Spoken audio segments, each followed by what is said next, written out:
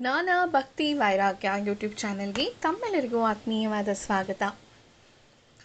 ಎಲ್ಲರೂ ಕೂಡ ಶ್ರಾವಣ ಮಾಸದ ಹಬ್ಬಗಳನ್ನು ಮುಗಿಸಿ ಭಾದ್ರಪದದ ಗಣಪತಿಯ ಹಾಗೂ ಗೌರಿಯ ಹಬ್ಬವನ್ನು ಮುಗಿಸಿ ನಾವು ಈಗ ಪಿತೃಪಕ್ಷದ ಕಡೆಗೆ ಹೊರಟಿದ್ದೇವೆ. ಅದರಂತೆ ಈ ಪಿತೃಪಕ್ಷದ ಹೋಗುವ ಸಮಯದಲ್ಲಿ ನಮಗೆ ಒಂದು ಸುದೀರ್ಘವಾದ ಚಂದ್ರಗ್ರಹಣ, ಅದು ಖಗ್ರಾಸ ರಾಹುಗ್ರಸ್ತ ಚಂದ್ರಗ್ರಹಣ ಬಂದಿದೆ.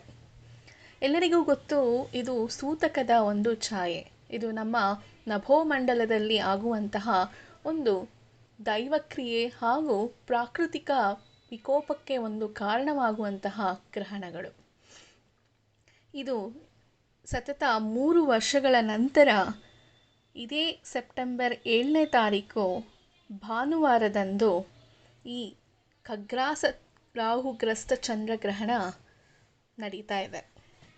ತುಂಬ ವರ್ಷಗಳಾದಮೇಲೆ, ಅಂದರೆ 3 ವರ್ಷಗಳಾದಮೇಲೆ ಈ ದೀರ್ಘಕಾಲದ ನಮ್ಮ ಭಾರತಕ್ಕೂ ಆಗಿರೋದ್ರಿಂದ ಎಲ್ಲರೂ ಕೂಡ ಈ ಚಂದ್ರಗ್ರಹಣದಲ್ಲಿ ಆಗುವಂತಹ ನಮಗೆ, ನಮ್ಮ ರಾಶಿಗೆ, ನಮ್ಮ ಲಗ್ನಕ್ಕೆ ಹಾಗೂ ನಮ್ಮ ಜಾತಕಾನುಸಾರವಾಗಿ ಇದೆಯೋ ಇಲ್ವೋ ಅದು ಬೇರೆ ವಿಷಯವಾದರೆ, ಇದು ನಭೋಮಂಡಲಕ್ಕೆ ಸಂಭವಿಸುವಂತಹ ಒಂದು ಅದ್ಭುತವಾದ ಕ್ರಿಯೆ.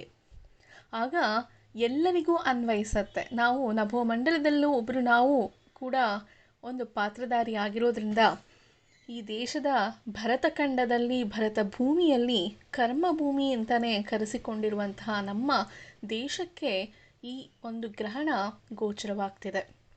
ಅಂದರೆ ಎಲ್ಲರಿಗೂ ಕೂಡ ಇದು ಅನ್ವಯವಾಗುತ್ತೆ. ಎಲ್ಲರೂ ಕೂಡ ಇದನ್ನು ಪಾಲಿಸಿ ಹಾಗೂ ಈ ಚಂದ್ರಗ್ರಹಣದಿಂದ ಆಗುವಂತಹ ನಷ್ಟಗಳು, ಮುಂಬರುವಂತಹ ದಿನಗಳಲ್ಲಿ ಆಗುವಂತಹ ನಷ್ಟಗಳನ್ನು ನಾವು ತಡೆಗಟ್ಟಬಹುದು. ಅದು ಯಾವುದರ ಮುಖಾಂತರ ಅಂದರೆ ಭಗವಂತನ ನಾಮಸ್ಮರಣೆಯಿಂದ ಹಾಗೂ ಗ್ರಹಣ ಕಾಲದಲ್ಲಿ ನಾವು ಮಾಡುವಂತಹ ಜಪ ಹಾಗೂ ಧ್ಯಾನದಿಂದ ಹಾಗೂ ಸಹಸ್ರನಾಮಗಳ ಪಠನೆಯಿಂದ ದೇವತೆಗಳನ್ನು, ನಿಮ್ಮ ಇಷ್ಟದ ದೇವತೆಗಳನ್ನು ಸ್ಮರಿಸೋದ್ರಿಂದ ಎಷ್ಟೋ ನಮ್ಮ ದೇಶಕ್ಕೆ ಆಗುವಂಥ ಅನಾಹುತಗಳನ್ನು ನಾವು ತಡೆಗಟ್ಟಬಹುದು. ನಂತರ ನಮ್ಮ ಕರ್ಮಾನುಸಾರ ಜಾತಕದಲ್ಲಿ ಏನೇ ಒಂದು ರಾಶಿಗೆ ಈ ಪೀಡೆಗಳು ತಲೆಗಿದರೂ ಕೂಡ ಅದನ್ನು ನಾವು ನಿವಾರಣೆ ಮಾಡ್ಕೋಬೋದು. ಆದ್ದರಿಂದ ನಾವು ಚಂದ್ರಗ್ರಹಣವನ್ನು ಹೇಗೆ ಒಂದು ಸುದೀರ್ಘವಾಗಿ ಈ ರಾಹುಗ್ರಸ್ತ ಚಂದ್ರಗ್ರಹಣದಲ್ಲಿ ಏನನ್ನು ತಿನ್ನಬಾರ್ದು, ಏನನ್ನು ಮಾಡಬೇಕು, ಯಾವ ಕೆಲಸಗಳನ್ನು ಮಾಡಬಾರ್ದು, ಯಾವ ರೀತಿ ಮೋಕ್ಷಕಾಲ ಆದ ಮೇಲೆ ದಾನಗಳನ್ನು ಕೊಡಬೇಕು ಅನ್ನೋದ್ರ ಬಗ್ಗೆ ಈ ವಿಡಿಯೋದಲ್ಲಿ ಸಂಕ್ಷಿಪ್ತವಾಗಿ ತಿಳ್ಕೊಳ್ಳೋಣ.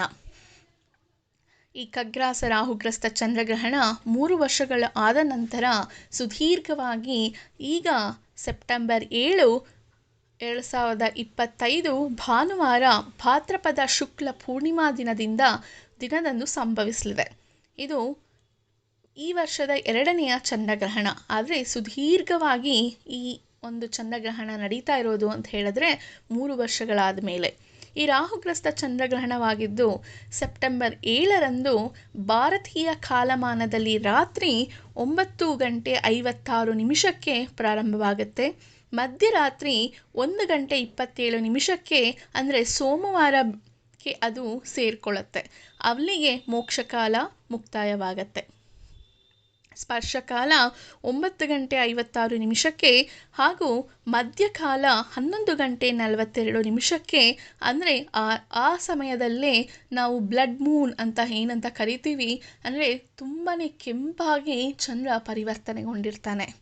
ಅದಕ್ಕೆ ಮಧ್ಯಕಾಲ 11:42 ತುಂಬ ಅತಿರೇಕಕ್ಕೆ ಈ ರಾಹುಗ್ರಸ್ತ ಚಂದ್ರಗ್ರಹಣ ನಡೀತಾ ಇರುತ್ತೆ. ಅದೇ ರೀತಿ ಮೋಕ್ಷಕಾಲ 1:27 ಆಗತ್ತೆ. ಅದರಿಂದ 3:31 ಕಾಲ ಸುದೀರ್ಘವಾಗಿ ರಾಹುಗ್ರಸ್ತ ಚಂದ್ರಗ್ರಹಣ ನಡೀತಾ ಇರುತ್ತೆ.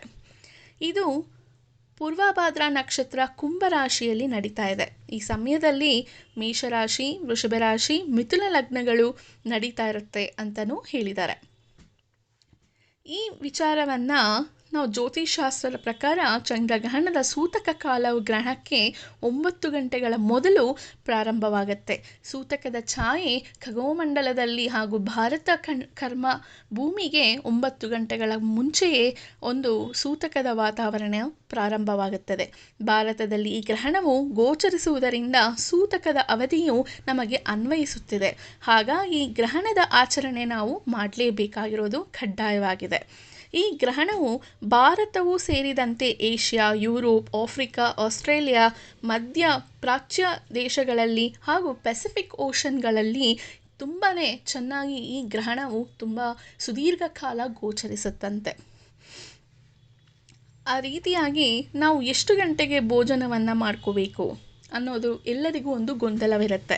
ಸೊ ಭೋಜನ ವಿಚಾರ ಬಂದಾಗ, ಅಂದರೆ ಊಟದ ವಿಚಾರ ಬಂದಾಗ, ಈ ದಿನ ಸೂರ್ಯೋದಯ ಆದಿ ಹಗಲು 12 ಗಂಟೆ 15 ನಿಮಿಷ, ಅಂದರೆ ಮಧ್ಯಾಹ್ನ 12 ಗಂಟೆ 15 ಗಂಟೆವರೆಗೂ ನಾವು ಊಟಗಳನ್ನು ಮಾಡ್ಕೋಬೋದು. ಮಕ್ಕಳು, ಗರ್ಭಿಣಿಯರು, ವಯೋವೃದ್ಧರು, ರೋಗಿಗಳು, ಈ ಅಶಕ್ತರು ಯಾರಾದರೂ ಇದ್ದರೆ 4 ಗಂಟೆಗಳ, ಅಂದರೆ 3:15 4 ಗಂಟೆವರೆಗೂ ಆಹಾರವನ್ನು ಸೇವಿಸಬಹುದು. ನಂತರ ಯಾರಾದರೂ ತರ್ಪಣಗಳನ್ನು ಬಿಡ್ತಾ ಇರ್ತಾರೆ. ಇದು ಏನಂದರೆ ಪಿತೃಪಕ್ಷ ಪ್ರಾರಂಭವಾಗಿರೋದ್ರಿಂದ ತರ್ಪಣದ ವಿಚಾರ ಬಂದಾಗ ಗ್ರಹಣದ ಮಧ್ಯಕಾಲದ ನಂತರ, ಅಂದರೆ 11:42 ಆದಮೇಲೆ ತರ್ಪಣಗಳನ್ನು ನಡೆಸ್ಬೋದು. ಶ್ರಾದ್ದ ವಿಚಾರಗಳಲ್ಲಿ ಬಂದರೆ ಈ ಒಂದು ಖಗ್ರಾಸ ರಾಹುಗ್ರಸ್ತ ಚಂದ್ರಗ್ರಹಣದಿಂದ ಯಾವುದೇ ಶ್ರಾದ್ದ ಕರ್ಮಗಳನ್ನು ಮಾಡದೆ ಮರುದಿನ ಸೋಮವಾರ ಭಾದ್ರಪದ ಶುಕ್ಲ ಪಾಡ್ಯಮಿಯ ದಿನ ಮಾಡಬಹುದು. ಅದೇ ರೀತಿ ಸ್ನಾನದ ವಿಚಾರ ಗ್ರಹಣ ಪ್ರಾರಂಭವಾಗುತ್ತಿದ್ದಂತೆ ಹಾಗೂ ಗ್ರಹಣ ಬಿಟ್ಟ ನಂತರ ಉಟ್ಟ ಬಟ್ಟೆಯಲ್ಲೇ ಸ್ನಾನ ಮಾಡಬೇಕು. ಇದಕ್ಕೆ ಗ್ರಹಣವು ಯಾರಿಗೆ ಶುಭ ಫಲ ಹಾಗೂ ಯಾರಿಗೆ ಮಿಶ್ರ ಫಲ, ಯಾರಿಗೆ ಅಶುಭ ಫಲ ಎಂಬುದು ಎಲ್ಲರಿಗೂ ತುಂಬ ಕುತೂಹಲಕಾರಿ. ಫಸ್ಟು ನಾವು ನೋಡೋದು ಯಾವುದಾದ್ರು ಗ್ರಹಣ ಬಂದರೆ ನಮ್ಮ ರಾಶಿಗಿದೆಯಾ ಅಥವಾ ನಮ್ಮ ಲಗ್ನಕ್ಕಿದೆಯಾ ಅಂತ. ಅದೇ ರೀತಿ ಶುಭ ಫಲ ಯಾವ ರಾಶಿಗಿದೆ ಅಂದರೆ ಧನಸ್ಸು ರಾಶಿ, ಕನ್ಯಾ ರಾಶಿ, ವೃಷಭ ರಾಶಿ, ಮೇಷರಾಶಿ. ಮಿಶ್ರ ಫಲ ಯಾರಿಗಿದೆ ಅಂದರೆ ಮಕರ ರಾಶಿ, ತುಲಾ ರಾಶಿ, ಸಿಂಹ ರಾಶಿ, ಮಿಥುನ ರಾಶಿ. ಅಶುಭ ಫಲ ಕುಂಭ, ಮೀನ, ಕಟಕ, ವೃಶ್ಚಿಕ ರಾಶಿಗೆ ಅಶುಭ ಫಲವೂ ಇದೆ. ಯಾವುದೇ ಒಂದು ಗ್ರಹಣ ಸಂಭವಿಸಿದರೆ ಅದರದ್ದು ಒಂದು ತೊಂದರೆಗಳು, ಅದರದ್ದು ಒಂದು ಪರಿಣಾಮ 3 ತಿಂಗಳ ಕಾಲ ಇದ್ದೇ ಇರುತ್ತೆ.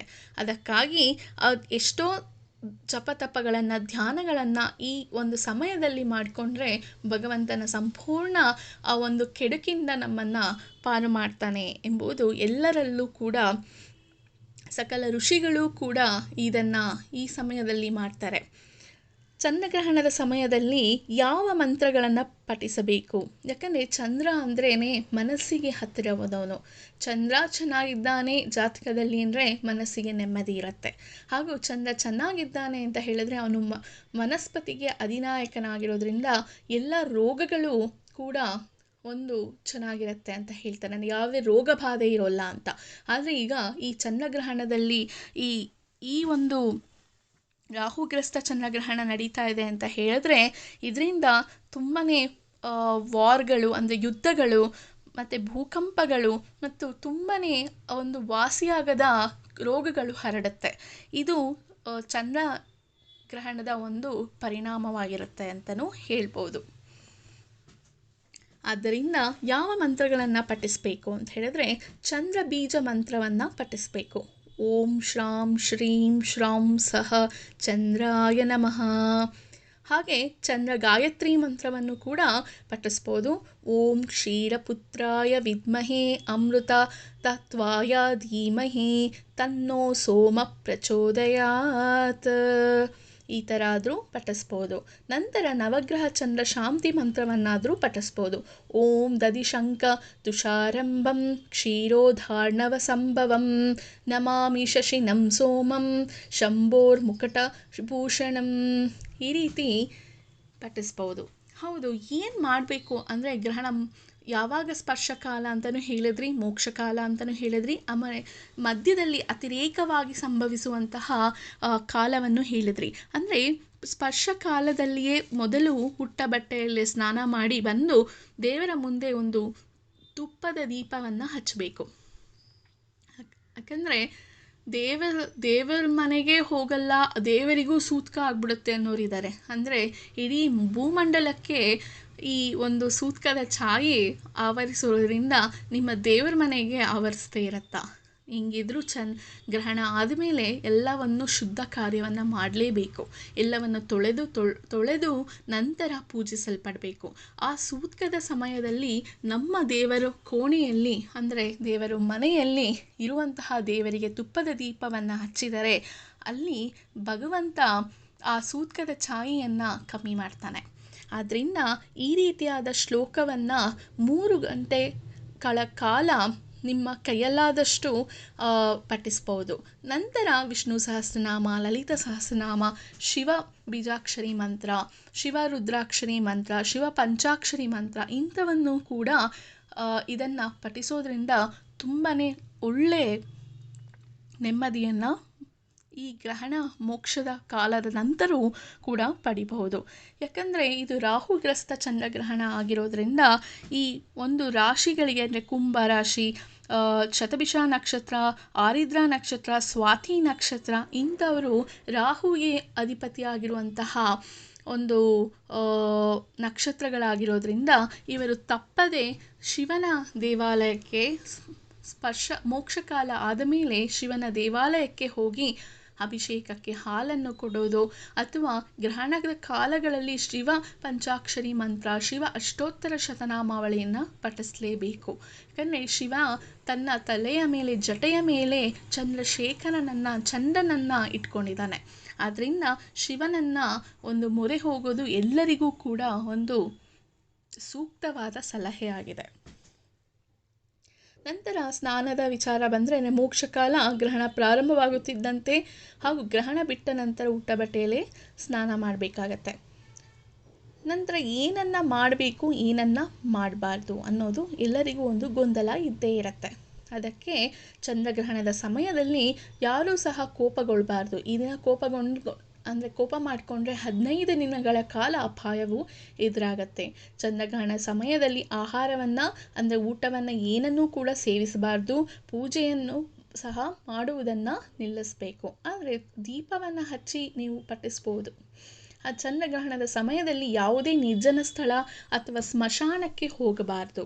ಈ ಸಮಯದಲ್ಲಿ ನಕಾರಾತ್ಮಕ ಶಕ್ತಿಗಳು ಹೆಚ್ಚಿನ ಪ್ರಮಾಣದಲ್ಲಿ ಪ್ರಾಬಲ್ಯವನ್ನು ಸಾಧಿಸುತ್ತೆ.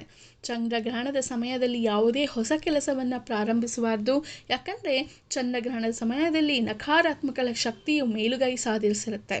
ಗ್ರಹಣದ ಸಮಯದಲ್ಲಿ ಗಂಡ ಹೆಂಡತಿ ದೈಹಿಕ ಸಂಬಂಧವನ್ನು ಹೊಂದಬಾರದು.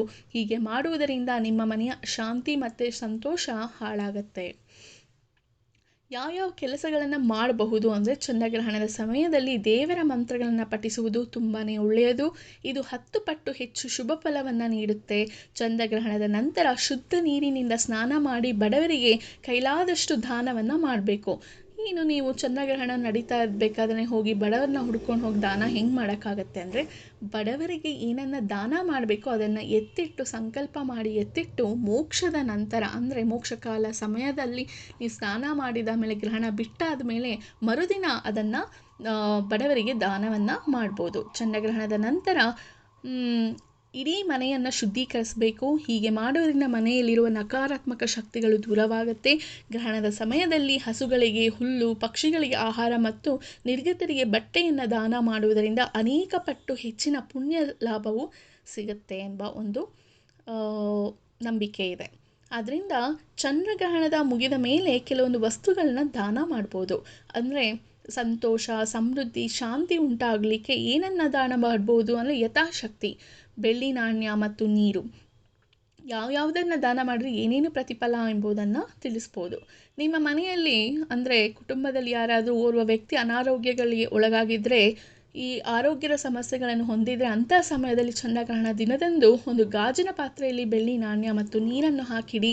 ಗ್ರಹಣದ ಮುಗಿದ ನಂತರ ಆ ನೀರನ್ನು ಮತ್ತು ಬೆಳ್ಳಿ ನಾಣ್ಯದ ಸಹಾಯದಿಂದ ಅನಾರೋಗ್ಯಕ್ಕೆ ಒಳಗಾದ ವ್ಯಕ್ತಿಯನ್ನು ಒಂದು ಪ್ರೋಕ್ಷಣೆ ಮಾಡಿದ್ರೆ, ನಂತರ ಆ ನೀರನ್ನು ನಾಣ್ಯಗಳನ್ನು ಯಾರಿಗಾದರೂ ದಾನ ಮಾಡಿದರೆ, ಈ ರೀತಿ ಮಾಡುವುದರಿಂದ ಆ ವ್ಯಕ್ತಿ ಅನಾರೋಗ್ಯದಿಂದ ಪಾರಾಗ್ತಾನೆ. ಯಾರಿಗಾದರೂ ಅಂದರೆ ಯಾರು ಪೂಜೆ, ತಪಸ್ಸು ಮತ್ತು ಯಥಾಶಕ್ತಿಗಳನ್ನು ಭಗವಂತನ ಸಾನ್ನಿಧ್ಯವನ್ನು ಹೊಂದಿರುವಂತಹ ಬ್ರಾಹ್ಮಣರಿಗೆ ಇದನ್ನು ದಾನ ಮಾಡಬೇಕು.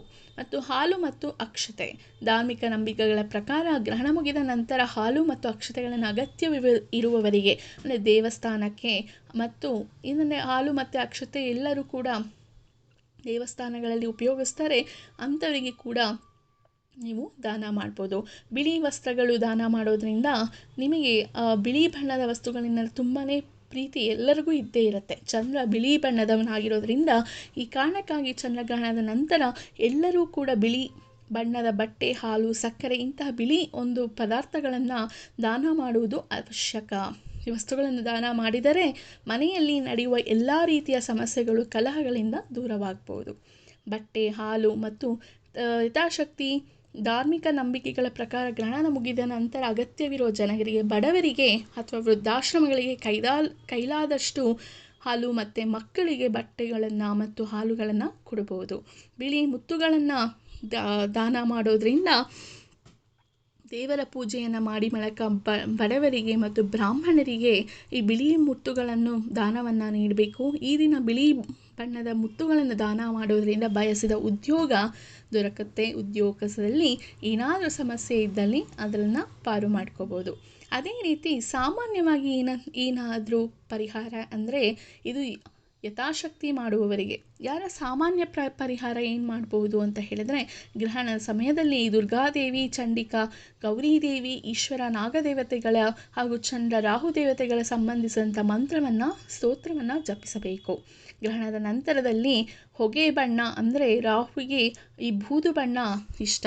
ಬೂದು ಬಣ್ಣವನ್ನು ಮತ್ತು ಉದ್ದಿನ ಕಾಳು ಬೇಳೆಯನ್ನು ಮತ್ತು ಬಿಳಿ ವಸ್ತ್ರವನ್ನು, ಅಕ್ಕಿಯನ್ನು ಯಥಾಶಕ್ತಿ ದಕ್ಷಿಣ ಸಮೇತ ಬ್ರಾಹ್ಮಣರಿಗೆ, ಸತ್ಪಾತ್ರರಿಗೆ, ಅವಶ್ಯಕತೆ ಇರುವವರು ಎಲ್ಲರೂ ಕೂಡ ಈ ದಾನವನ್ನು ಮಾಡಲೇಬೇಕು. ಅಂದರೆ ಶಿವನ ದೇವಸ್ಥಾನಕ್ಕೆ ಹಾಲನ್ನು ಕೊಡುವುದು, ಅಕ್ಕಿಯನ್ನು ಅಂದರೆ ಅನ್ನದಾನ ಸೇವೆಗಳಿಗೆ ಕೊಡುವುದನ್ನು ಮಾಡಿದ್ರೆ, ಹಾಗೂ ಉದ್ದಿನ ಕಾಳನ್ನು ಕೊಡೋದ್ರಿಂದ ಹಾಗೂ ಈ ರೀತಿಯಾಗಿ ಶಾಂತಿಯನ್ನು ನಾವು ಪಡ್ಕೋಬೋದು. ಪೂರ್ವಭಾದ್ರ ಮತ್ತು ಶತಭಿಷ ನಕ್ಷತ್ರ, ಕುಂಭರಾಶಿ, ಮೇಷರಾಶಿ, ವೃಷಭ ಮತ್ತು ಮಿಥುನ ಲಗ್ನಗಳಲ್ಲಿ ಜನಿಸಿದವರಿಗೆ ಹಾಗೂ ಅಶುಭ ಫಲದವರು ಅವಶ್ಯವಾಗಿ ಗ್ರಹಣದ ಶಾಂತಿಯನ್ನು ಮಾಡಿಸ್ಕೊಳ್ಳೇಬೇಕು. ಈ ರೀತಿಯಾಗಿ ಗ್ರಹಣದ ಒಂದು ಫಲಿತಾಂಶವು ಇರೋದರಿಂದ ಎಲ್ಲರೂ ಕೂಡ ಈ ರಾಶಿ ಆ ರಾಶಿ ಅನ್ನೋದೇ ಎಲ್ಲರೂ ಕೂಡ ದಯಮಾಡಿ ಯಥಾಶಕ್ತಿ ಅಕ್ಕಿಯನ್ನು, ಹಾಲನ್ನು ಶಿವನ ದೇವಸ್ಥಾನಕ್ಕೆ ಕೊಡಿ ಹಾಗೂ ಸತ್ಪಾತ್ರರಿಗೆ, ಬ್ರಾಹ್ಮಣರಿಗೆ ದಾನ ಮಾಡಿ. ವೃದ್ಧಾಶ್ರಮದಲ್ಲಿ ಮಕ್ಕಳಿಗೆ ಹಾಗೂ ಅಂಗವಿಕಲರಿಗೆ ತಮ್ಮ ಕೈಯಲ್ಲಾದ ಒಂದು ದಾನವನ್ನು ಕೊಡಿ ಅಂತ ಹೇಳ್ತಾ, ಎಲ್ಲರಿಗೂ ಈ ಖಗ್ರಾಸ ರಾಹುಗ್ರಸ್ತ ಚಂದ್ರಗ್ರಹಣ ಯಾವುದೇ ಕೆಟ್ಟ ಅನಾಹುತಗಳನ್ನು ಮಾಡದೆ ಒಳ್ಳೆಯ ಒಂದು ಫಲಿತಾಂಶಗಳನ್ನು ಕೊಡಲಿ ಅಂತ ಕೇಳ್ಕೊಳ್ತಾ, ಎಲ್ಲರೂ ಗ್ರಹಣದ ಸಮಯದಲ್ಲಿ ಭಗವಂತನ ಒಂದು ಜ್ಞಾನಕ್ಕೆ ಹಾಗೂ ಭಗವಂತನ ಒಂದು ಸ್ಮರಣೆಗೆ ಎಲ್ಲರೂ ಕೂಡ ಒಂದು ದಿನ ಸಮಯವನ್ನು ಕೊಟ್ಟು ಈ ಒಂದು ಆಸ್ತಿಕರಿಗೆ ಒಂದು ಪಾತ್ರವಾಗಿರುವಂತಹ, ಆಸ್ತಿಕರು ನಂಬಿರುವಂತಹ ಭಗವಂತನನ್ನು ಪ್ರಾರ್ಥನೆಯನ್ನು ಮಾಡಿ ಅಂತ ಹೇಳ್ತಾ, ನಮ್ಮ ದೇಶಕ್ಕೂ ಒಳ್ಳೆಯದಾಗಲಿ ಅಂತ ಕೋರ್ತಾ ಎಲ್ಲರಿಗೂ ಧನ್ಯವಾದಗಳನ್ನ ಹೇಳ್ತಾ ಮುಂದಿನ ವಿಡಿಯೋದಲ್ಲಿ ಸಿಗ್ತೀನಿ. ಅಲ್ಲಿವರೆಗೂ ನಮಸ್ಕಾರ.